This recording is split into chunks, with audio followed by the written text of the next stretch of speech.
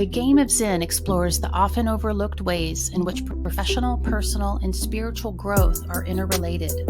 We dive deep into the life teachings of the Buddha and the mindfulness practices of Zen, revealing how they can help us dramatically expand our possibilities for wholehearted work, life, and play.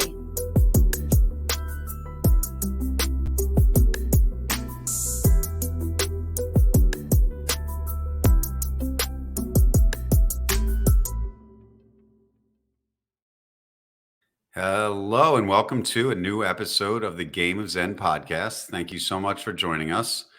What's up, Paul? How's everything going in Boulder today?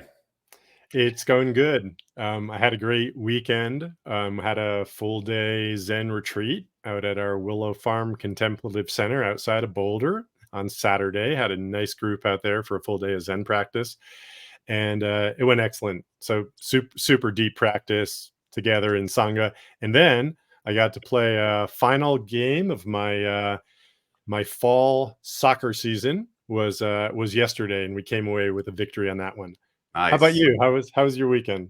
It was good. Speaking of victories, the Sixers won their 8th game in a row last night, and Tyrese Maxey had 50 points, and it was exciting. So yeah, he's an up and coming all-star this year. So it was fun, and we're looking good. Cool. Well, today we are going to talk about the rest of the Eightfold Path. So in previous episodes, we covered the insight or wisdom dimension, which is right view and right intention. Then we went to the ethical dimension, which is right speech, right action, and right livelihood. And finally, now we're going to talk about the meditation dimension, right effort, right mindfulness, and right concentration. So, Paul, can you give us an intro to these 3 elements of the Eightfold Path? Yeah, so these we call the concentration or the meditation dimension, also the samadhi dimension. So the previous parts of the path, the view, intention, speech, action, livelihood, those kind of give us a foundation for how to comport ourselves in the world, particularly with respect to body, our behaviors and actions, and our speech and the things that we're saying.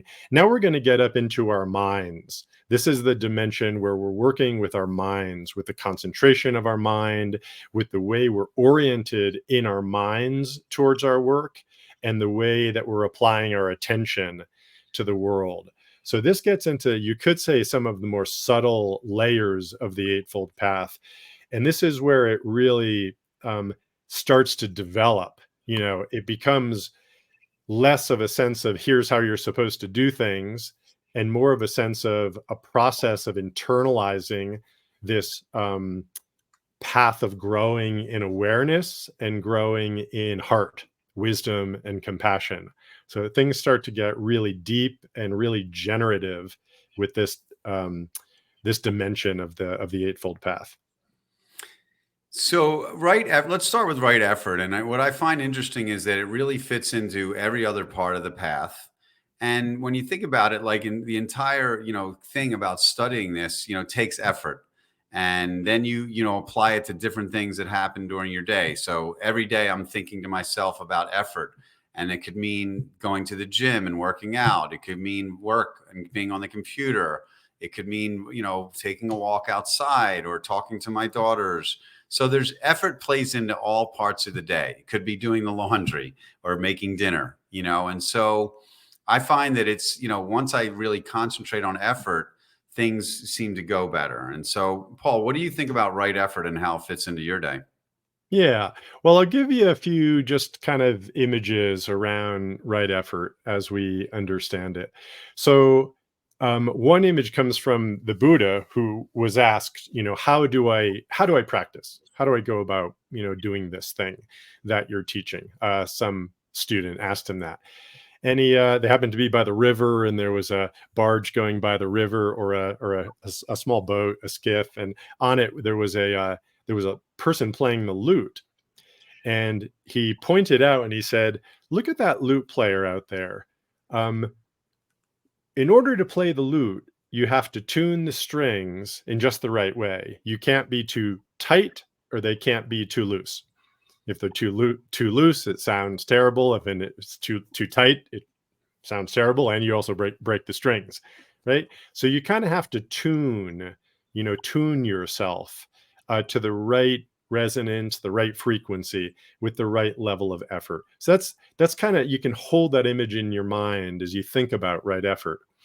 Another one that I've come to see as a helpful sort of metaphor is, and this gets at the quality of attention that we're bringing, is when you're envision riding a bike and you're riding it, but you're kind of trapped in a little gully. Okay, you're like just riding through, the people who do mountain biking, may find this to be the case. You're sort of trapped in a gutter or a little gully, right? Now you can keep going down that gully, but that's not necessarily where you want to go. If you really want freedom of movement and freedom of activity, you have to exert some effort to get out of the gully. You got to turn that bike's handles, head up, and make a leap outside of that pattern that you're caught in, right? Outside of that valley. And then once you get up and over that, now things are a lot easier, aren't they? You've got freedom, you've got ease, you can go wherever you want. So it's kind of an image, and it does relate to the fact that we are so often caught in autopilot with so much of what we do. So much of what we think is conditioned. So much of what we're doing has to do with the habits that we've generated over the course of the day. The way we do our jobs, the way we run our businesses are so often based on habits that we've developed, based on the way we've done things and things that may have worked or not worked. And then things that maybe people told us to do, and we just kind of got into the groove of doing them. Okay, well, that's in the groove of the way things used to be, and it takes effort to get out of that.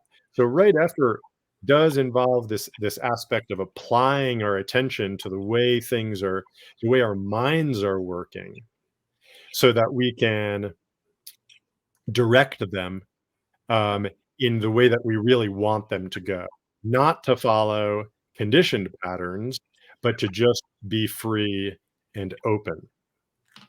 Okay. Those are just some qualities of right effort. Let me toss it back over to you and see if any of that resonates with you. Oh yeah, absolutely. And I was thinking about like in a business, right? How do we, apply right effort to our own activity, running a business? There's a million different things going on when you're starting a company or running a business. But then there's also effort from your team. So how do you need to get the most out of yourself, but you also need to get the most out of everybody that works for you. And you need the right effort from your vendors and your customers and things like that. So it definitely like applies, in a lot of different ways. So how do you think about the application of energy, the four ways and the four great endeavors? Like, what are your thoughts on that? Yeah, the most important thing is to realize, have a sense for what's wholesome and what isn't wholesome, right? Because right effort, and we've talked about this in the previous aspects of the path, when we say right speech, right intention, the right really means in the service of wholesomeness. Okay, so what is wholesome and what isn't wholesome? Um, we could, so we can look at these endeavors, these four endeavors, and the Buddha talked about the four endeavors that kind of make up right effort. And really simply, we could say that it's preventing the arising of unwholesome states, abandoning unwholesome states that have already arisen, arousing wholesome states, and then maintaining and supporting wholesome states that have already arisen. Okay, it's pretty simple in a way. These are the four ways of implying right effort. But now, really, basically, what's a wholesome state and what's an unwholesome state? Well, an unwholesome state is one that's driven by what we call the three poisons: the craving, the anger or aversion, and then the delusion or the ignorance. These are what we understand to be the unwholesome states, right? Now, it's important to recognize that we have latent tendencies of these things. That's what the Buddha meant by them being poisons. They just happen to be parts of our human nature that we certainly have a tendency to fall into. And I think if all of us look at ourselves authentically, we see that, yeah, we're prone to craving and greed. We're prone to aversion and ill will, anger. and we're prone to just turning away and being deluded about things. These are aspects. But we have a will, and we have the potential to water certain seeds and to not water other seeds. And that's where right effort comes in, is do we do the things that keep those unwholesome tendencies of our mind from arising, or since they arise so easily and it's very difficult to really eradicate them, to notice them and then to not encourage them when they have arisen. So we can look at this in a real practical way. When you notice yourself getting angry, there are things that you can do to encourage that anger, to stoke that anger, to escalate the anger, to act in a way that you're going to get what you want, damn everybody else. Okay. Or you can counteract what you recognize as a potentially unwholesome, manifestation from yourself, and you can work against it. So there's a number of skillful ways that you can work against it. You can practice the opposite of, for example, the unwholesome state that's arising for you, etc. There's a number of ways that you can do that. But noticing that it's there, and then working against it, and then cultivating a more wholesome state, that's sort of the project, of right effort, if you will. Now you asked, so how do you cultivate that in others? Well, obviously you have to be able to practice it yourself. And for most people in leadership positions, what you do is much more important than what you say. People are going to watch what you do, so they're going to model themselves on how you are handling your own adverse conditions, right? And people can tell when you're being driven by greed, right? Or when you're being driven by a craving that I just want things my way. And if you say my way or the highway, that's not good leadership at all, right? So if you're my way or the highway, then that's how everybody who works for you is going to be. They're going to all be, well, it's my way or the highway, and I'm going to do everything I can to get things, my way. That's just human nature. So practice not cultivating unwholesome states, practice cultivating wholesome states, and then model that for others. And then you can give them your reflection on that, that very process. It's like, hey, what you're doing right here is actually not contributing to the group success. Mm-hmm. Yeah. I think that's a really good lesson for leaders, is really like, you can change the channel. I like what you say, Paul, change the channel whether you're in a remote. We all have a remote control in our head, and we can change the channel. We can change the way our thoughts, the unwholesome thoughts are going to happen. They don't ever really stop. So the key is being able to change them. And when you change them in your own head, then you can change them for people around you in your life. Right. Whether it's work or your family. So first you need to decide yourself, this is anger and this is ignorance. I need to change my own thought process. I need to do the opposite. I need to arouse a wholesome state. And then you can say that same thing to your people on your team when you see them doing the same thing. So I really love that. Yeah. Yeah. This, human nature has been around for a long time. Yeah. Tens of thousands or maybe hundreds of thousands of years, in terms of how we really try to get things our way. And then we also have a culture, and we have certain, cultural tendencies, and certain, say, professional cultures, certain cultures that can very much, stimulate some of these unwholesome tendencies that we have. There's a lot of fear that's generated in society and in the workplace. There's a lot of greed that is stimulated in society and also in the workplace. And we do tend to establish a certain kind of autopilot mechanisms for handling that stuff. We can buy into the social signals about we need things that we don't really need, for example, right? So it's very much it's a very urgent matter, to actually notice when we're being our lesser instincts are being stimulated, and then to put our effort into not feeding those things and to working against them. I think you bring up an interesting point about society, because I think about right effort sometimes, and you'll find people in this country, we work a lot, and in other countries they work less and they have more balance.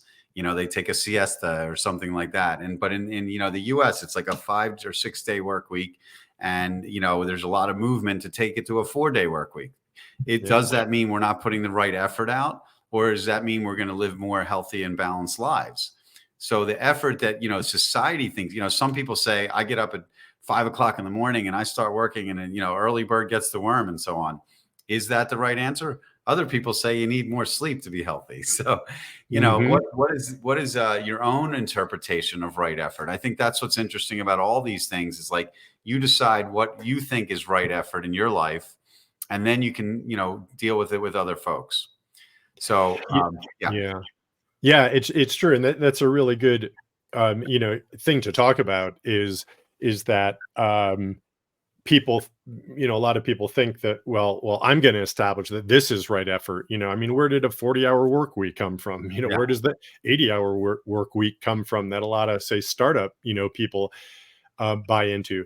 That may be a very wholesome use of people's energy in some cases, and it may not be in other cases.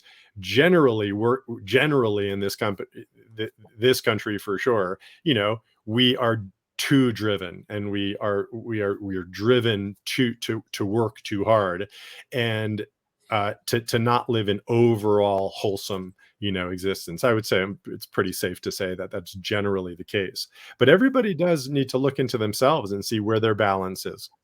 Yeah. I hear a lot of people when they talk about meditation say, I don't have time for it. Hmm. And I always say, well, do you have 2 minutes during the day to do some meditation? And, because they're busy working, doing the kids, whatever like that. So I think it's all perception. So anyway, let's move on to meditation and mindfulness, because in my view, mindfulness is really a central element in the pursuit of enlightenment. And, in my journey along this path, the more I practice mindfulness and the better I incorporate it in, everything else flowed from there. It really makes a huge difference. So it made a really big difference. So Paul, tell us about how mindfulness plays such a big part of the Eightfold Path. Well, I just talked about how we need to be aware of the wholesome states versus the unwholesome states in order to know where to apply our effort. And that's where the mindfulness comes in. It's the actual awareness of what's arising, right? What I'm doing, what it feels like, what's emerging from it, right? So when you mindfully eat and you mindfully talk and you mindfully um, work, whatever you're doing, mindfully meaning you're very much in tune with how you're feeling as you engage in this, and you're also very much in tune in tune with the consequences of what you're doing, both internal consequences as well as external consequences. All right, so when you're in tune with all these things, you start to have a sense for, oh, I'm flipping my lid, for example. I've lost it, right? I've lost it in this anger. There's part of us, when we're really contracted around, say, an angry state, we just think we are like so right, and everybody needs to hear me, and we've lost total perspective. We just think we're the king. or the queen, we're the royal. We lose the perspective. But mindfulness allows us to feel those things, but also have a bigger container, so we're really recognizing how it's affecting other people and where it's going to be going. So that's the mindfulness we need to practice, is to always be reflecting on and have the internal awareness of what exactly is arising within yourself. Yeah, and I find that I work mindfulness into my routine basically all day long. And I studied a lot from Thich Nhat Hanh, and he used to talk about mindful drinking of tea and the mindful walking. mindful speaking, and on and on and on. And so I think about it during different parts of the day about how can I be more mindful. And the thing about it is, like, it does, you will drift away from mindfulness. It's just natural. Your mind is going to go in different places, but the more you can bring it back to exactly what you're working on right now. You could be cutting vegetables, you could be folding your laundry.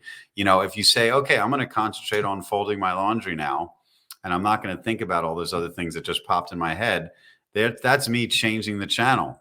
Mm-hmm. So what I've learned is that the more I work it into my routine, the more it helps my spiritual growth and well-being.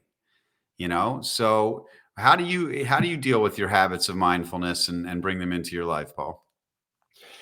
Well, that's the key, is to develop a habit of mindfulness. So, having a daily meditation practice, of course, is excellent, and in some ways essential. I would say, if you want any sort of depth, to just practice even 10 minutes a day of just a formal meditation practice, following your breath, or generating some compassionate states, something like that is going to help you. But then you have to integrate a discipline of awareness, into your daily life, because the tendency to be on autopilot is just profound, just so strong.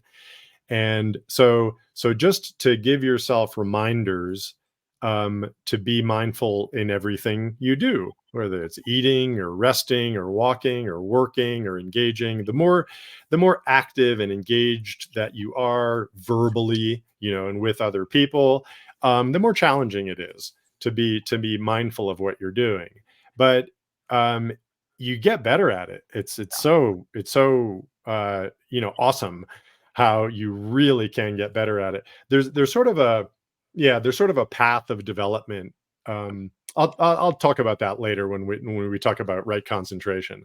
But the key to developing mindfulness is really a discipline around your quality of reflection.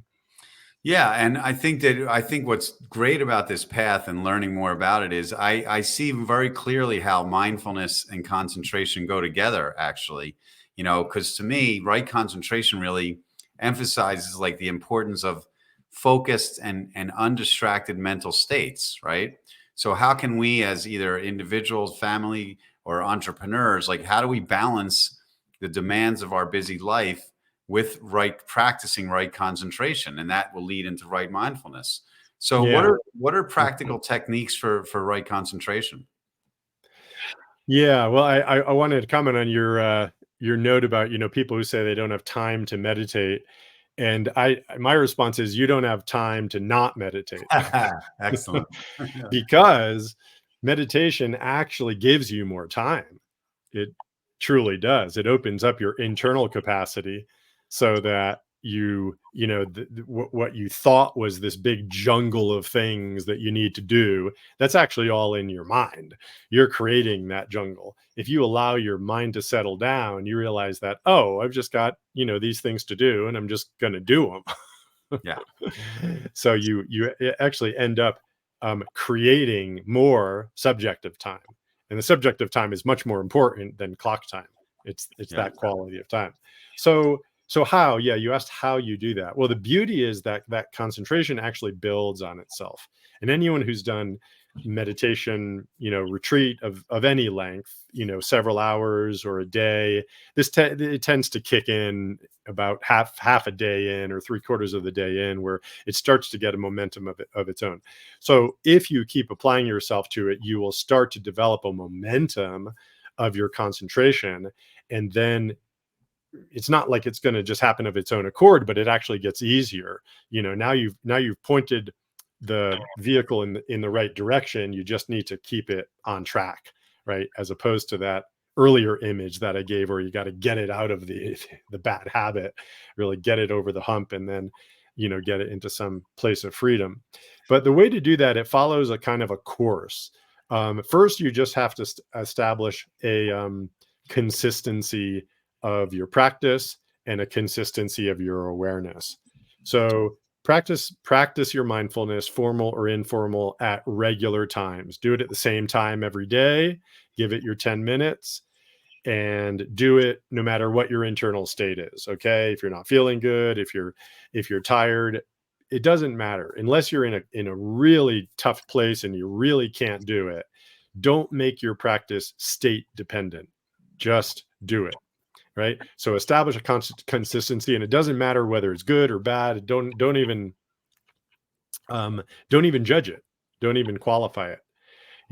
Perseverance is really the most important thing. And just as an aside, Malcolm Gladwell came out with this book Outliers, where he found that the high achievers, the thing that they all have in common is that they just persevered at things.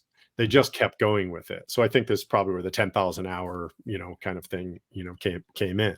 No innate talent. Innate talent is a small part of success, but perseverance is the large part of success. And that was my teacher's mantra always, is just keep going.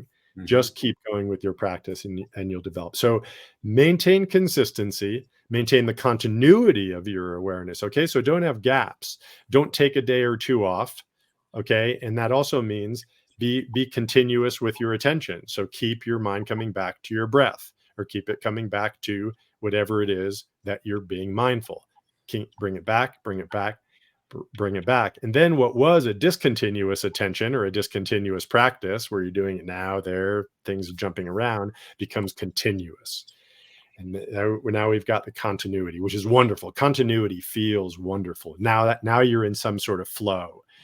Now, once you've got that going, now it's time to deepen. And that's where the concentration comes in. It's the deepening of your awareness once you've established that thread, if you will, of your awareness. Now you can deepen, you expand, and now you really have a great deal of potency with your mind. And I can see, learning from you, Paul, like since we've been working together for a couple of years now, like my concentration is better. My consistency is better. I'm doing things more every day, and the benefits are really tangible. It's helping me meditate better. It's helping me look at a spreadsheet better. And then something else interesting happened. My job at the Sixer games, I've been working there for 35 years, and I have to watch the game. There's 500 things that happen during a basketball game: rebound, steal, turnover, assist. And I have to basically record, myself and my partner. We have to record all of it. And I've been doing it a long time. But once I started thinking about right concentration, I actually got a little bit better at it. So I've spent my 10,000 hours doing that.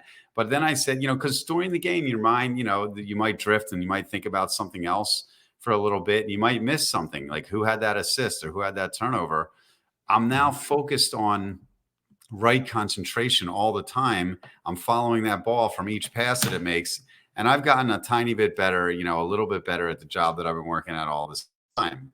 Mm-hmm. So it was more just thinking, being more mindful, and again, right effort. But the right concentration led to a little bit better effort and better mindfulness, right? Yeah, exactly. It very much builds on itself. And we're often driven by something that is urging us to pay close attention, right? For you, it's your job, and you don't want to miss anything, right? God forbid the Sixers had bad data.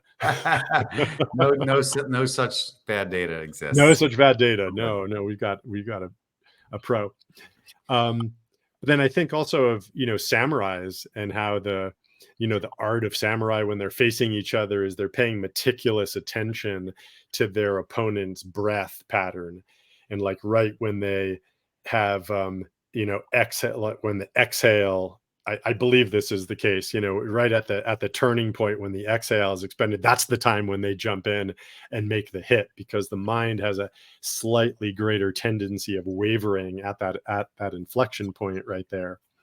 So that meticulous attention is really important. And it might be helpful to recognize that we have what we understand to be subtle and gross distractions. They come at us at different layers. And there are so many gross distractions in our lives right now. Oh, the social media feeds, the phones ringing, the messages coming in. These are all just obvious, right? Obvious, like claims on our attention. And we're all in some ways establishing some, hopefully, attentional habits around those things so that we can work with those. But we also have subtle distractions that are underneath those. Those are those persistent worries. It's the persistent, fantasizing or catastrophizing, or dwelling or obsessing perhaps on things from the past that are happening underneath the surface of all of those gross distractions. Now, you could even say that our tendency to like be distracted by the gross distractions is a way to avoid the subtle distractions, because those are even more meddlesome, to deal with. And we'd rather be kind of, overwhelmed with all of this stuff than we are to deal with some of the deeper emotional things that are pulling our attention, away, you could say, from the present moment. So why am I talking about all this? Well, concentration allows you to recognize what's going on with all of this. In fact, an unconcentrated mind is kind of, just a victim of all of this. You don't even know what's important and what isn't, what's just a surface level something or something that's important, right? You need that depth of concentration of mind in order to do that. So I don't know if that I think that addressed what you were. That was great. So I find also that, what I find super interesting is that it gets faster. In other words, like the more that you understand what the subtle distraction is and what's causing it, getting back to the second noble truth, what is causing our suffering, I'm much faster at recognizing that unwholesome thought and switching it to a wholesome thought, like you said earlier. Like it just gets easier over time because, you study and you practice. And that's where mindfulness comes in. It's like, okay, I have an unwholesome thought. I'm being mindful of it. It's a distraction to what I'm trying to do. I'm going to switch it really quickly and be on a better path. And you do that 20 times a day, you're going to end up with a better day. So the way I see it, it's really a transformative power of applying these, effort, concentration, mindfulness. So do you have any personal anecdotes or experiences that illustrate this? Yeah. So I'm thinking about dealing with difficult situations in a work context. So an example that comes to me is dealing with an underperforming employee, right? And business leaders have faced this many times, over the course. And that's the type of situation that it's easy to, if you don't bring a certain depth of mindfulness to the process, you're not likely to apply right effort to it and have a wholesome outcome, right? So there's ways of dealing with that which are too loose and which are too tight, right? Too loose might be something like, well, you don't say anything, or you just, say, oh, well, we'll just adapt, to their underperformingness, and other people pick up the slack, and, we'll just kind of let them go. That would obviously be too loose. And then too tight might be, a really harsh termination might be too tight. Or maybe putting them on a very punitive disciplinary course might be too tight. There's a number of ways that you could do it too tight. So I'm remembering specific incidents for me where I needed to really spend time reflecting on, okay, how's this person functioning? Have I given them enough chance to understand where they're falling short and how they're doing, and given them a chance to do better? And the episode I'm thinking of, it wasn't happening.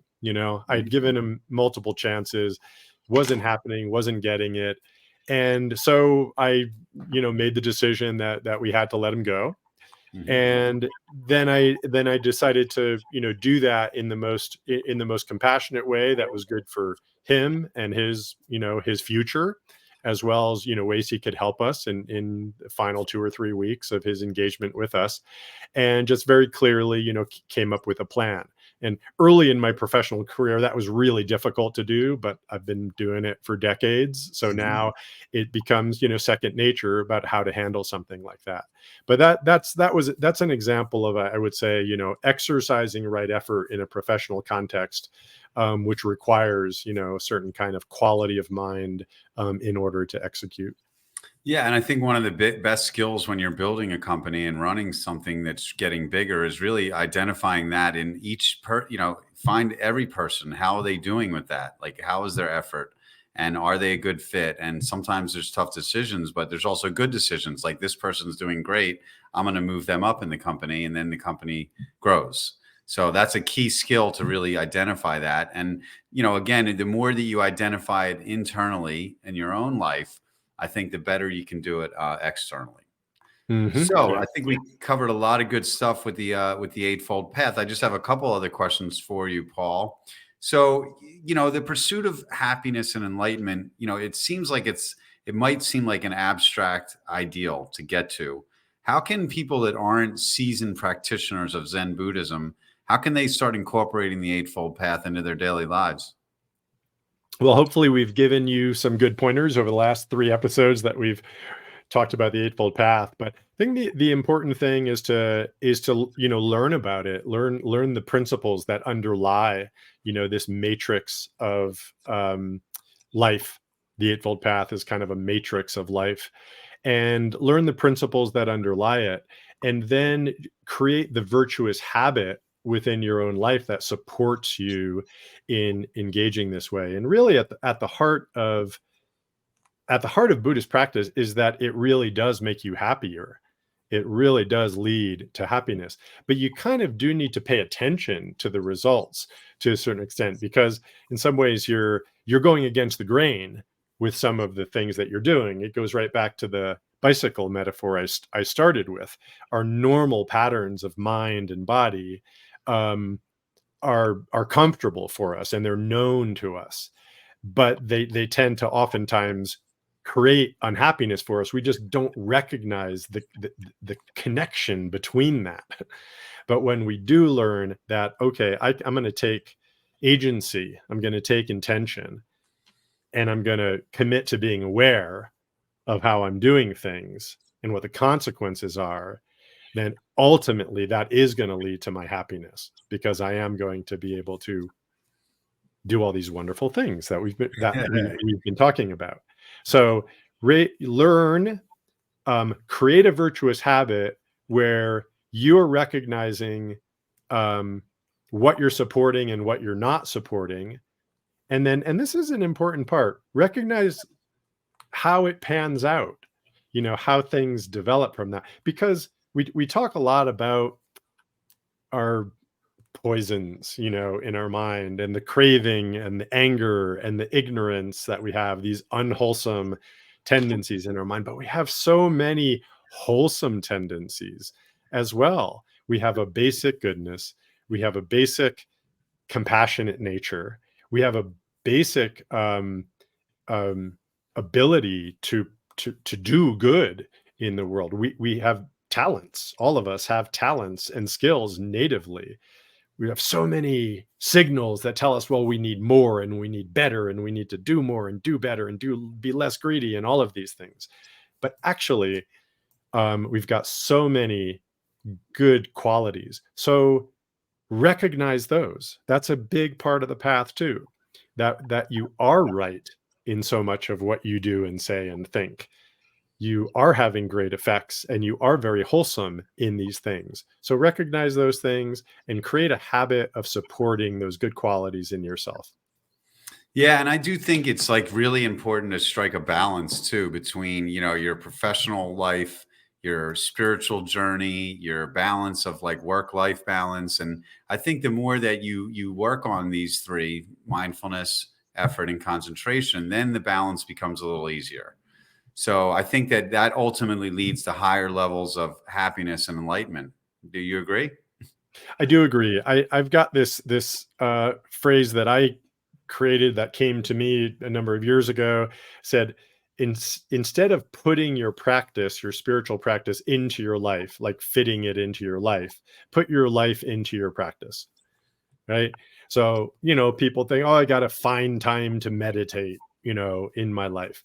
Well, instead of thinking of it that way, just think about put your life into your spiritual practice, whatever it is. Your spiritual practice might be meditating. It might be just learning to live better, whatever it may be. Just put your life into that. Have your spiritual development be the main frame, and then put all the aspects of your life, your work, your business, your family, put all that into the context of you developing as a spiritual being, as a bigger being. And then things become actually very easy. There's no competition between the two. It's all the same thing. Yeah, no, it's great. And I just, we kind of went through the Eightfold Path now. And I think about the fact that I studied this for a while before I really got it. And so I would encourage the listeners to think about this, read about it multiple times, read some different books, and then really study each part of this path and try and bring it into your life. It does take time, but as we said, the practice really does pay off. So I'm grateful. And now, Paul, if you don't mind, let's do a little guided meditation to close out this episode. Okay, we will do a short one. And I'll start with the bell just to orient our thoughts. So you can go ahead and take a nice posture, close your eyes.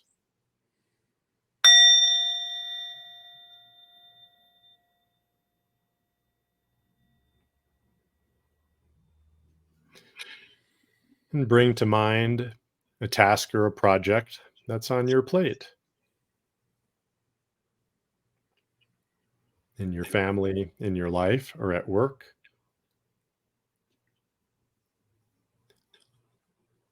And contemplate what right effort would look like for this project or task.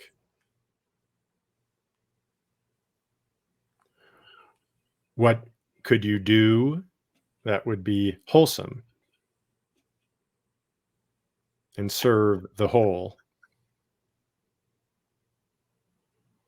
What could you do to counteract some of the tendencies for you to be self-centered about the task? What are the things that you could say that might make the task more wholesome, benefit the most people, be done in the simplest way, the most efficient way, the way that creates fewer complications, leaves fewer traces?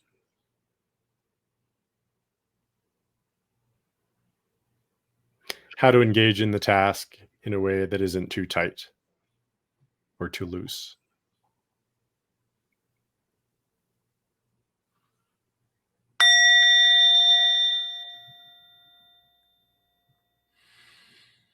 Excellent. Thank you, Paul. That was great. I was thinking of, I'm working on a new startup, and, I'm trying to put the right effort into it and concentrate. And I'm learning from things that happened in the past in other startups. And so it's really, I think about it every day. How can I be mindful on this? And the other thing that came to mind was just physical fitness. And, I love to exercise. And that takes, I try and put more and more effort. The older I'm getting, a little bit more effort is good, goes a long way. I'm concentrating on my workouts. I'm mindful about them. And so there's lots of illustrations in both work and play. Mm-hmm. Cool. Thanks, Paul. This is a great episode. Thank you very much for listening. And we would ask, please, that you subscribe to the Game of Zen wherever you get your podcasts. Also, sign up for Paul's great newsletter, zenatwork.org. And feel free to reach out for a guided session, a discovery session for Paul's work. Thank you so much. I really enjoyed it, Scott. Bye, everybody. Thank you for joining us on this exploration into Zen Buddhism and its transformative influence on work and life. We hope you'll subscribe, share, and comment wherever you get your podcasts. May your journey be one of continuous growth and mindful living. From all of us here at Game of Zen, wishing you peace and prosperity on your path ahead.